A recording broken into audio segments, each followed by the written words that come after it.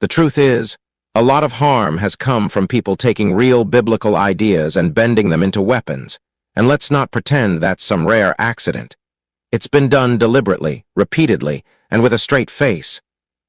So let's straighten a few of those out clearly and honestly, since apparently that's too much to ask. 5 biblical truths people twist into hate. 1. God is holy and just. Twisted into harsh judgment of others, because somehow people read that and immediately crown themselves judge, jury, and executioner like they got promoted to God overnight. The truth: God is holy and just. He cares about right and wrong. That part is not up for debate. The twist: people use that to act like they are the judge of everyone else. Harsh, condemning, and unforgiving, walking around like their opinions carry divine authority when in reality it's just ego with a Bible verse taped on top. What gets ignored? Judge not, that you be not judged. Matthew 7:1. Yes, that's Jesus speaking, not a suggestion, not optional, and somehow the loudest critics act like that verse got deleted. And also the fact that Jesus showed mercy constantly before correction, not the other way around, not cruelty first and compassion later if convenient. Reality check. God's justice was never a license for human arrogance. It's meant to humble you, not inflate you. So if it's making you feel superior instead of self-aware, congratulations. You missed the point completely. 2. Speak the truth used as an excuse to be cruel because apparently truth has become the favorite hiding place for people who just enjoy being disrespectful. The truth matters. The Bible calls for honesty. No argument there. The twist: people say harmful, aggressive things and hide behind "I'm just telling the truth." Like that magically excuses tone, intent, and impact, as if brutality becomes holy the second you label it honesty. What gets ignored? Speak the truth in love. Ephesians 4:15, not speak the truth however you feel like, not weaponize truth, not use truth as an excuse to tear people down. In love is not a decoration, it is the standard.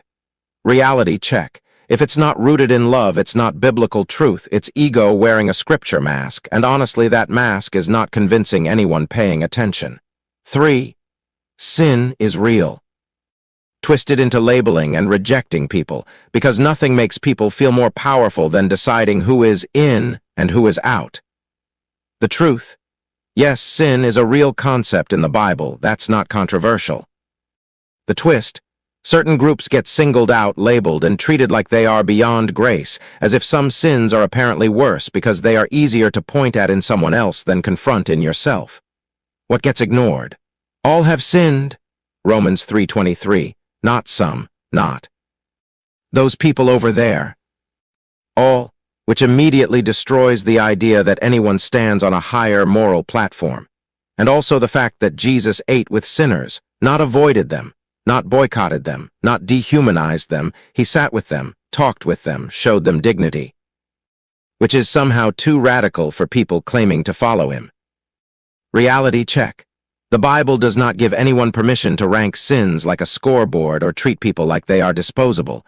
So if your version of faith makes you push people away instead of drawing them closer to something better, you are not reflecting the source, you are distorting it.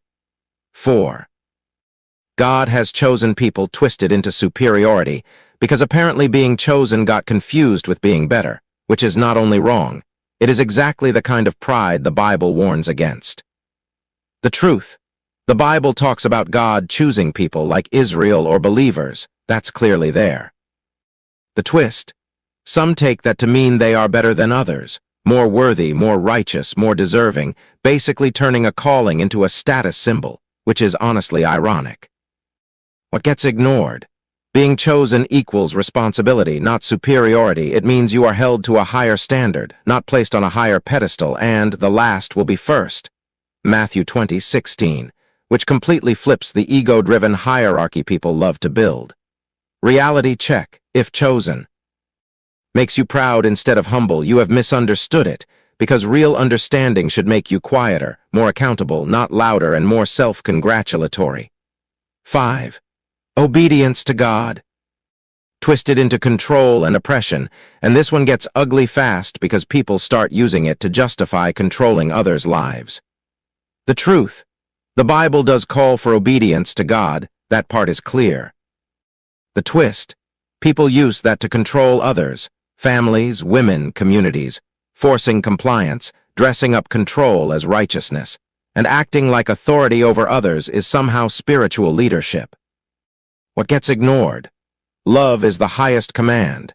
Matthew 22:37-39. Not control, not domination, not manipulation, and, for freedom Christ has set us free. Galatians 5:1, which directly contradicts the idea of using faith to trap people instead of freeing them. Reality check. Biblical obedience is about your relationship with God, not controlling someone else's life. So if your obedience requires someone else to lose their freedom, you are not following the message, you are hijacking it. The core issue here's the honest bottom line, since people love to dance around it. The Bible has been used both to heal and to harm. Both things are true whether people like it or not. And the difference is the heart of the person using it, not the text itself. And that is where accountability gets real uncomfortable.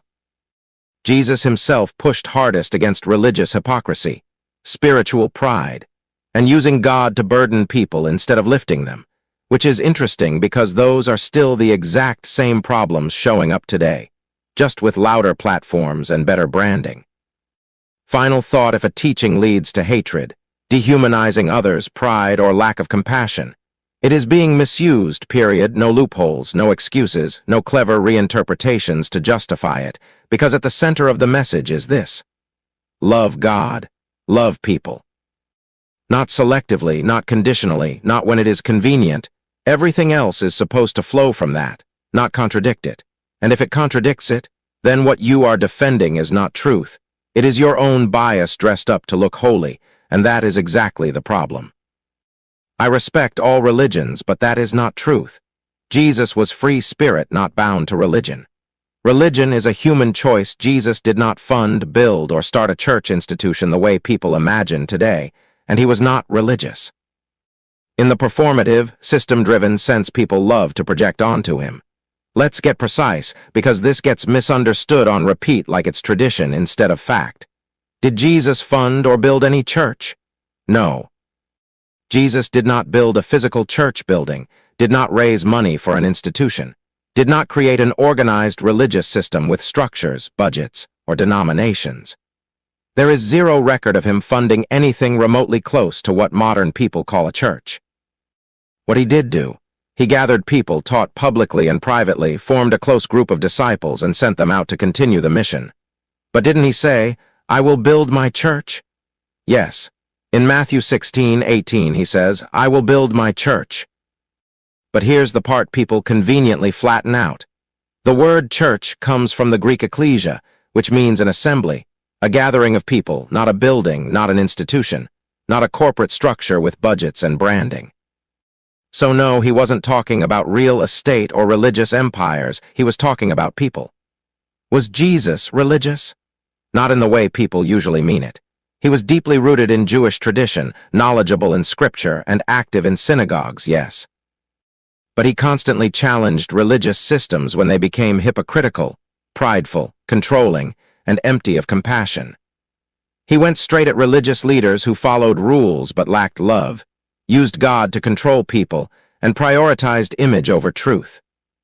That's exactly why he clashed so intensely with groups like the Pharisees, not because he was anti-truth, but because he exposed performative religion for what it was. So, what did Jesus actually model?